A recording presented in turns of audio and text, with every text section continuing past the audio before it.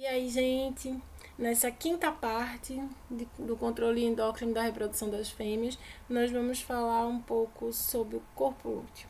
Então, o corpo lúteo, como já vimos, ele é uma estrutura resultante das células foliculares, né, daquela estrutura folicular residual. Então, após o processo de ovulação, nós temos a estruturação dessas células para a formação dessa estrutura temporária. Então, ele também, como a placenta, é um órgão, uma estrutura endócrina temporária, responsável basicamente pela síntese e secreção da progesterona, com o objetivo de manter uma possível gestação. Então, a partir do momento que se estrutura, né, se inicia essa estruturação do corpo lúteo, nós já sabemos que aí nós temos a fase lútea do ciclo estral ou do ciclo menstrual. Então, essa reestruturação do corpo lúteo ela é possível pela ação do LH, porque ele tem um efeito luteogênico, né, luteotrópico, e essa ação ela se deve especialmente pelo fato do LH estimular a produção, como já dito, de PGE, de fatores de crescimento, de fatores angiogênicos que vão agir na reestruturação desse tecido. Além do LH, também outros hormônios têm efeito luteinizante, como prolactina para algumas espécies, se torna o principal hormônio luteinizante, o próprio estrógeno para outras espécies, as gonadotropinas, coriônico humano, coriônico equina, também são fatores, são hormônios luteinizantes.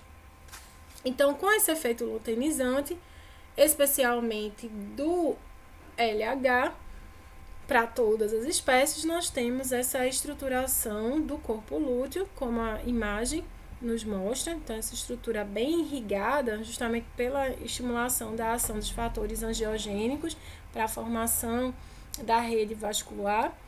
E na fase final, nós temos o processo de luteólise, quando não há uma gestação, e nós temos a deteriorização desse corpo lúteo, formando inicialmente esse corpo albicans e posteriormente uma cicatriz na região ovariana. Então, o LH ele tem esse efeito no corpo lúteo, como já vimos, diminuindo a produção do estrógeno, né, o seu efeito luteogênico, ele se dá inclusive por essa diminuição na síntese de estrógeno em favor da progesterona. Então, o corpo lúteo, como um órgão endócrino temporário, ele tem uma vida variável de acordo com a atividade, com a vida reprodutiva, o ciclo reprodutivo desse animal. Se ele é um animal cíclico, não é gestante, ele se restringe à fase de metaestro e de diestro. Já no animal gestante, em geral, porque a gente vai ver que isso vai variar, ele vai se manter durante toda a gestação, porque ele é necessário para a secreção da progesterona, indispensável à manutenção da gestação. Então, esse corpo lúteo, né, ele se torna indispensável à gestação, como eu acabei de dizer, por secretar a progesterona, porque a progesterona é ela que vai manter o embrião inicialmente nutrido, porque ela vai estimular a secreção do leite uterino, ela vai diminuir a contração uterina, vai possibilitar o fechamento da sepse e todas as outras alterações necessárias para a manutenção desse embrião, desse feto, né, e dessa gestação. Então, quando há uma baixa concentração circulante de progesterona, isso está associado a uma perda embrionária. Dessa forma, justifica-se a necessidade da manutenção do corpo lúteo durante toda a gestação para a maior parte das espécies. Então, a progesterona, ela atua nas glândulas uterinas, estimulando a secreção dessas glândulas, como já dito, para a produção do chamado leite uterino, que é a secreção uterina rica em nutrientes que vai possibilitar a manutenção do embrião, visto que esse embrião ele vai migrar, né, ao longo da tuba uterina, dos cornos uterinos e até entrar na estrutura uterina, onde vai se fixar. Inicialmente, ele não tem fixação no útero, no endométrio uterino. A gente não tem uma placenta formada. Então, esse embrião ele depende dessa secreção das glândulas uterinas para se nutrir, para se manter viável. E isso é possível através da estimulação da progesterona, da ação da progesterona nessas glândulas uterinas. Daí a fase lútea ser uma fase secretora, né? Ela estimula essa secreção. Também ela é mediadora do fechamento da cervix, evitando assim, né, o acesso ao útero de patógenos, enfim, assim como também a perda embrionária. Inclusive formando um tampão, né, cervical nessa região que se perde no parto. Aumenta o desenvolvimento das glândulas mamárias, visto que a progesterona ela estimula o desenvolvimento das células alveolares, dos alvéolos mamários, apesar de que ela inibe a secreção de prolactina, inibindo consequentemente a secreção, né, a diferenciação das células alveolares e a secreção do leite, e inibe as contrações uterinas na maior parte das espécies, para evitar justamente a perda embrionária e favorecer a fixação do embrião. A égua é uma exceção, porque a progesterona ela não vai inibir essa contração uterina em virtude da necessidade dessa manutenção para que haja o reconhecimento materno da gestação, como nós vamos estudar posteriormente.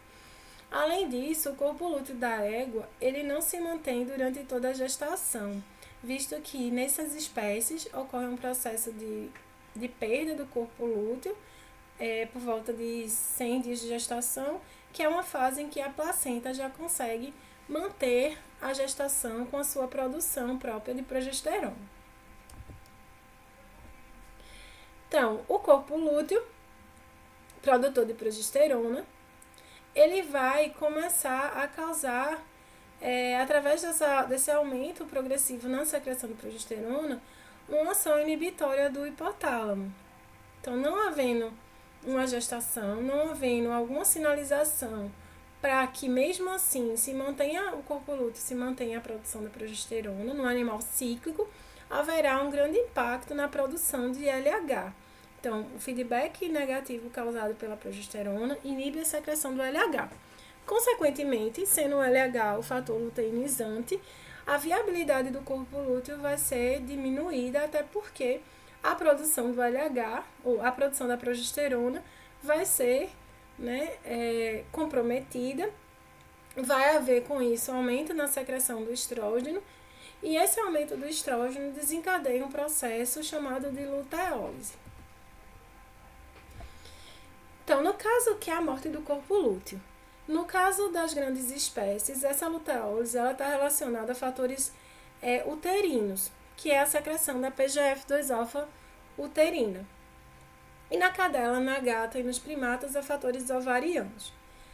Essa luteólise, causada por fatores uterinos, ela ocorre porque, com o aumento da progesterona e o feedback negativo causado a nível de hipotálamo e hipófise, reduzindo a secreção de LH e direcionando a secreção de progesterona agora para estrógeno, esse estrógeno aumentado, ele ativa a liberação de ocitocina, ele aumenta a liberação de ocitocina, e essa ocitocina, ela faz com que haja a secreção da PGF2-alfa produzida no útero, que por sua vez cai em vasos sanguíneos que diretamente estão ligados,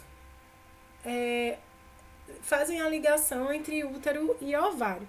Então, essa corrente sanguínea favorável direciona essa PGF2-alfa produzida no útero para os ovários de forma rápida, porque nós já vimos que as prostaglandinas rapidamente são degradadas, e essa PGF2-alfa chegando nos ovários, ela começa o processo de luteólise. Ela, na verdade, dá prosseguimento, né? Torna efetivo esse processo de luteólise, que é a morte da estrutura do corpo lúteo.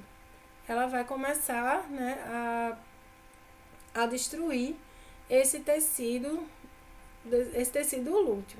E aí se inicia a formação inclusive pela própria vasoconstricção que ela promove. Então, esse tecido vai sendo alterado, as células entram em em morte, e esse tecido ele vira aí o corpo amarelo, o corpo albicans e posteriormente uma cicatriz ovariana, como já dito. Dessa forma, nós temos a baixa na secreção da progesterona circulante e a retomada da ciclicidade ovariana, retoma a fase folicular do ciclo. Nas cadelas, nas gatas, o corpo lúteo ele tem uma vida longa e essa deterioração, esse processo de luteólise, ele é um processo continuado. No caso das gatas, como já dito anteriormente, ele vai durar cerca de 36 dias, o corpo lúteo, independente de ter uma gestação ou não. Então, essa fase ela é considerada uma fase de anestro, né, nesses animais, quando eles ovulam. E na cadela, a duração é em média de 2 meses, de 60 dias, que é praticamente a gestação. Então, essa luteólise é um processo continuado, não tendo uma relação uterovariana nessas espécies. E no caso dos primatas, né, dos grandes primatas, essa relação é uma relação ovariana. Também não existe a relação uteroovariana. São fatores, os fatores luteolíticos, eles são liberados pelo próprio ovário, que correspondem ao PGF também. Mais uma vez lembrando, a aula é de uso exclusivo para a disciplina via sistema AVA, não devendo ser gravada, compartilhada, baixada de forma alguma. Bons estudos e até a próxima. Espero que a aula tenha contribuído para aguçar as dúvidas e a necessidade de buscar mais conhecimentos.